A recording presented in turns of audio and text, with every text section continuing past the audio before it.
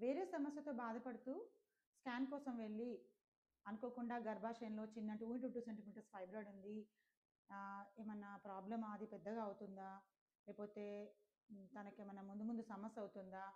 అదేమన్నా క్యాన్సర్‌కి దారి తీస్తుందా? అని ఒక అమ్మాయి నన్ను ఎన్నో సందేహాలు అడిగింది. సో, విషయం ఏంటంటే ఈ ఫైబ్రాయిడ్స్ అనేవి ఇంటర్నల్‌గా అంటే గర్భసంచి క్యావిటీలో ఉండొచ్చు. దాన్ని సబ్‌మ్యూకోజల్ అంటారు. ఇంట్రామ్యూరల్ అంటే గర్భసంచి గోడలలో ఉండొచ్చు. సబ్‌సీరోజల్ అంటే బయట సైడ్ అవతల సైడ్ కూడా బయట సైడ్ కూడా ఫైబ్రాయిడ్స్ ఉండొచ్చు. సో, ఇవి సింప్టమ్స్ అనేది దానికున్న లక్షణాలు అది ఉన్న సైజు లేపోతే అదున్న ప్లేస్‌ని బట్టి సింప్టమ్స్ ఉంటాయి.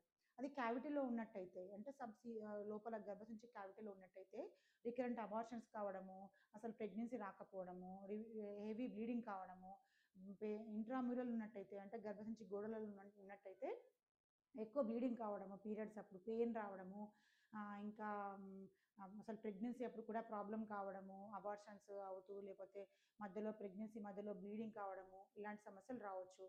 ఇంకా దీంతో విపరీతంగా రక్తం పోయి రక్తహీనత కూడా ఉంటుంది. అది కూడా మేజర్ సింప్టమ్ అన్నట్టు.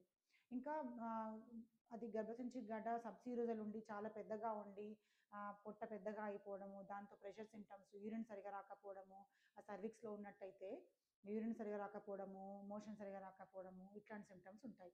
సో, దాని సింప్టమ్‌ను దాని సైజు అదే లొకేషన్‌ని బట్టి దానికి సమస్య సింప్టమ్ అనేది వస్తుంది. సో, ఈ సింప్టమ్స్ అనేది ఉన్నట్టయితే ఎలాంటి సింప్టమ్స్ అయినా సరే ప్రెగ్నెన్సీ రావట్లేదంటే సపోజ్ ఆహ్, ఆహ్, చాలా క్యావిటీలో ఫైబ్రాయిడ్స్ 2, 3 ఫైబ్రాయిడ్స్ ఉన్నాయి. ప్రెగ్నెన్సీ రావట్లేదంటే అవి హిస్టోస్కోపీ ద్వారా వాటిని తీసేసి నెక్స్ట్ ప్రెగ్నెన్సీ ప్లాన్ చేసుకోవాలి. ఒకవేళ రికరెంట్‌గా అబార్షన్స్ అయితున్నాయి, గర్భసంచి గోడలలో ఫైబ్రాయిడ్స్ ఉన్నాయంటే అది మయోమెక్టమీ ద్వారా అవి తీసేసి అప్పుడు ప్రెగ్నెన్సీ ప్లాన్ చేసుకోవాలి. ఒకవేళ పెయిన్స్ బాగా ఉండి బాగా విపరీతంగా బ్లీడింగ్ అవుతూ రక్తహీనత ఆహ్, దారితీస్తున్నాయి. పెద్దగా 5 సెంటీమీటర్స్ కన్నా ఎక్కువగా ఉన్నాయి అనంటే, అప్పుడు కూడా మయోమెక్టమీ ద్వారా ఈ ఫైబ్రాయిడ్స్ తీసేసి దానికి ట్రీట్మెంట్ తీసుకోవాలి. ఇలా సింప్టమాటిక్ ఫైబ్రాయిడ్స్ ఏవైతే సింప్టమ్స్ అనేవి కలగజేస్తున్నాయో, వాటిని ఆపరేషన్ ద్వారా లేకపోతే కొన్నిసార్లు మెడిసిన్స్‌కి కూడా తగ్గే అవకాశం ఉంటుంది. సో, మెడిసిన్స్ ద్వారా కూడా ఈ ట్రీట్మెంట్ ఇవ్వచ్చు. ఒకవేళ నియరింగ్ మెనోపాజ్ అంటే మీ 46 ఇయర్ ఓల్డ్ పర్సన్‌లో ఒకవేళ ఈ ఫైబ్రాయిడ్స్ ఉన్నట్టయితే, బ్లీడింగ్ హెవీగా అవుతున్నట్టయితే మెడిసిన్స్ ద్వారా కొన్ని రోజులు మనం కంట్రోల్ చేసినట్టయితే వాళ్ళకి ఆల్రెడీ మెనోపాజ్ వచ్చేస్తుంది కాబట్టి అవి ఫైబ్రాయిడ్స్ అనేది ష్రింక్ అయిపోతాయి.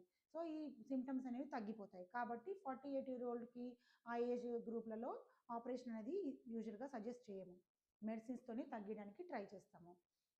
ఇంకా ఇప్పుడున్న అమ్మాయి 35 ఇయర్ ఓల్డ్ గర్ల్‌కి ఈ ప్రాబ్లమ్ అనేది 2 సెంటీమీటర్స్ ఉంది కాబట్టి, తనకి ఏమాత్రం సింప్టమ్స్ లేవు కాబట్టి, తన అబ్జర్వేషన్‌లో ఒక 2 ఇయర్స్, 3 ఇయర్స్‌కి ఒకసారి ఈ ఫైబ్రాయిడ్ గ్రోత్ అనేది ఎలా ఉందని చూసుకుంటే సరిపోతుంది. అదేమన్నా సింప్టమాటిక్‌గా మారినట్టయితే, సైజ్ పెద్దగా అయిపోయినట్టయితే, అప్పుడు దాన్ని ట్రీట్మెంట్ తీసుకోవాల్సి ఉంటుంది. ఇది దీని లోపల క్యాన్సర్ వచ్చే ఛాన్సెస్ ఉంటున్నాయంటే, అది ఎన్నో జీన్స్ వలన తనకి ఆ తల్లికైనా, మేనత్తకైనా, ఎవరికైనా క్యాన్సరస్ ప్రాబ్లమ్స్ ఉన్నట్టయితే, అది ఈ క్యాన్సర్ అనేది 0.01% ఫైబ్రాయిడ్‌లో మారే అవకాశం ఉంటుంది. కానీ చాలా చాలా తక్కువ అన్నట్టు. సో, దాని గురించి అంత వరీ కావాల్సిన అవసరం లేదు. ఇంకా ఈ ఫైబ్రాయిడ్స్ అనేవి ఎందుకొస్తాయి అసలంటే, పీసీఓడీ, హార్మోన్ ఇంబాలెన్సెస్, చాలా ఎర్లీగా పెద్ద మనిషి మెనార్కే రావడము, ఇర్రెగ్యులర్ పీరియడ్స్ ఉన్న వాళ్ళకి, చాలా లావుగా ఒబీస్‌గా ఉన్న వాళ్ళకి, సరిగా ఫుడ్ హ్యాబిట్స్ సరిగ్గా లేని వాళ్ళకి, లైఫ్ స్టైల్ ప్రాబ్లమ్స్ సరిగా లేని వాళ్ళకి ఇలాంటి ఫైబ్రాయిడ్స్ వచ్చే ఛాన్సెస్ ఉంటాయి.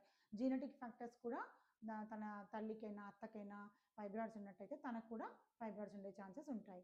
సో, అందుకోసం healthy life style, hormone imbalances లేకుండా ట్రీట్మెంట్ అనేది తీసుకుంటే బెటర్ అన్నట్టు. ఇంకా ఈ ఫైబ్రాయిడ్స్ అనేది 2 సెంటీమీటర్స్ ఫైబ్రాయిడ్స్ చాలా చిన్న ఫైబ్రాయిడ్స్ ఇన్సిడెంటల్‌గా ఏ మాత్రం సింప్టమ్స్ లేకున్నా ఈ ఫైబ్రాయిడ్స్ గురించి ఎలాంటి వరీ అవసరం లేదు. దానికి మెడికల్ ట్రీట్మెంట్ కూడా అవసరం లేదు.